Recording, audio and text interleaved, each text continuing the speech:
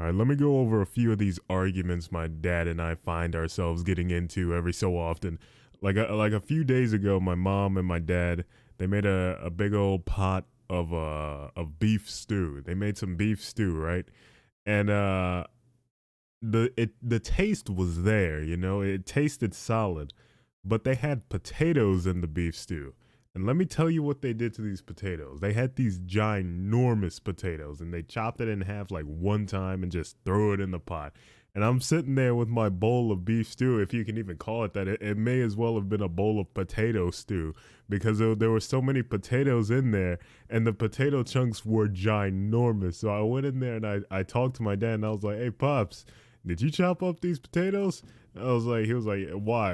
And I'm like, these potato chunks, they're massive, dude. Like, what in the world is this? And he's like, oh, who cares? Who cares? Just chop it in half with your fork. And I said, I don't want to have to do that though. When I have a bowl of stew, I just want to eat that, I don't want to go through these mental gymnastics to just eat a bowl of stew. And he's like, "Are you out of your mind? Just chop the food up with your fork." And we kept going back and forth, back and forth. I kept explaining to him that if Gordon Ramsay was there, Gordon Ramsay would have kicked him out of Hell's Kitchen or the Master Chef kitchen, whatever, for having potato slices too big. And he kept calling me lazy because I didn't want to chop the potatoes in half. Who is right in that situation?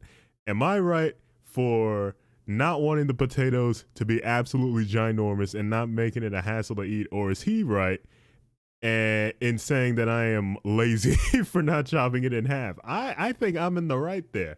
When you get a bowl of food, you don't want to see these huge hard to eat portions that you gotta go through extra steps to eat. You just want to eat your food.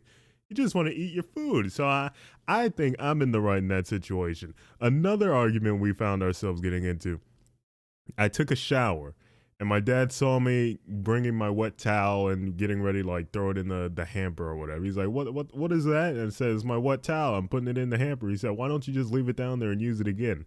I looked at him like he was crazy, dude. I was like, wait, what? Well, use it again. Are you kidding me? And he's like, yeah, just use it again. It's a clean towel. You washed you rubbed your body after you got out the shower. It's not like yeah, it's dirty or something, but it is dirty. That's the thing. Like I can see where he's coming from. You're using a clean towel to wipe off your clean body, so that towel is clean, but it's not. That is now a dirty towel. Even though you are wiping off your body that has just come out of the shower, it is now a dirty towel. It is no longer clean, it is dirty. He's saying that you can use this towel again, just hang it up in the bathroom, let it like air dry, and the next time you take a shower, just use it again. No, you can't do that, dude. You can't do that. The next time you use it, you smell it, and it smells all like what's the word? Like sour, musty. It smells disgusting, dude. Even like one day afterwards, I cannot fathom who uses the same towel twice in a row. That's incredible. The only time I can find it acceptable is if you take 2 showers a day or some nonsense, dude. Any more than that, the towel is just gonna smell disgusting. Like what are you doing right there, dude? I don't understand. I don't understand that logic. Now I can kind of see where he's coming from to save, like washing detergent and maybe not washing it as much, but like no, I don't agree with that. I do not agree with that at all.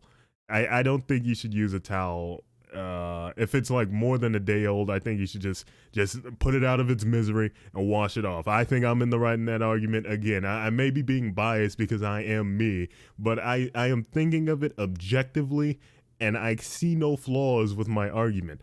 The final argument, the absolute final argument, that well, it's not the final argument. We're going to get into an argument probably later today once he sees this video. Food. This argument came right after the other argument where I was talking about the potatoes. It was the same day. The same day. So if you know my parents, you'll know that they like to cook the same things like every week. It's like the same food on rotation every week. Chicken, pork chops, a big pot of beans over and over and over again. Now, I don't mean to sound ungrateful because their stuff is delicious. I trust me. I'm in saying that I am extremely grateful that they are cooking all this food. It is still delicious. But one day, I just told them, maybe you guys should try to mix it up a little bit. Maybe try to branch out of your comfort zone. I see them watching all this Master Chef, all this Hell's Kitchen, all this Alton Brown nonsense. Yet they make the same food every day, every week. It's the same meals on rotation. And my dad, he was like, what? And I'm just like, what is so outlandish about this proposition? There's nothing wrong with this. Just how about the food that you normally make? Think about ways you can make it different. Like, instead of just frying chicken, see how you can see other ways you can prepare this chicken. Instead of making spaghetti, try making some other Italian dish, dude. And we just kept going back and forth. He's like, "Are you out of your mind?" Oh, back in my day, he pulled out the back in my day card, dude. That's when you know, like, you've hit rock bottom in your argument. Back in my day, all we had was beans, and beans. And I'm like, okay, that's fantastic. And he started calling me ungrateful and stuff. Trust me, I'm not ungrateful. I am graciously eating that food.